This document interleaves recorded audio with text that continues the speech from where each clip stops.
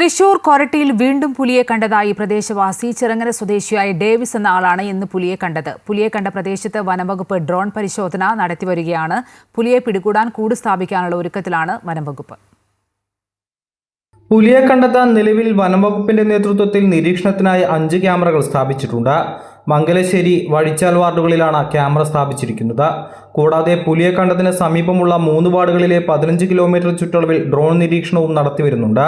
ഇതിനിടയിലാണ് ഇന്നും പുലിയെ കണ്ടെന്ന പ്രദേശവാസി ഡേവിസ് പറയുന്നത്. പോത്തിനെ കെട്ടാൻ പോയപ്പോൾ പുലിയെ കണ്ടെന്നാണ് ഡേവിസ് പറയുന്നത്. ഞാൻ പോത്തിനെ കെട്ടാൻ പോയപ്പോൾ പുലി തൊട്ടടുത്ത് ഇരിക്കായിരുന്നു. പുലി ചാടി എൻ്റെ ഓടി അങ്ങോട്ട് പോയി. ഭാഗ്യത്തിന് ഞാൻ രക്ഷപ്പെട്ടു. സ്വകാര്യ സ്ഥാപനങ്ങളുടെ കാട് പിടിച്ചു കിടക്കുന്ന സ്ഥലങ്ങളും ഡ്രോൺ ഉപയോഗിച്ച് നിരീക്ഷണം നടത്തുന്നുണ്ട്. ഇതോടൊപ്പം പുലിയെ പിടിക്കാനുള്ള പ്രവർത്തനങ്ങൾ ഏകോപിപ്പിക്കുന്നതിനായി വിവിധ സർക്കാർ വകുപ്പുകളെ ഉൾപ്പെടുത്തി വിദഗ്ധ സമിതിക്ക് രൂപം നൽകിയിട്ടുണ്ട്. കഴിഞ്ഞ ദിവസം ചിറങ്ങരയിലെത്തിയ പുലി വളർത്തുനായെ പിടികൂടിയതോടെ പ്രദേശത്തെ ജനങ്ങൾ പരിഭ്രാന്തിയിലാവുകയായിരുന്നു.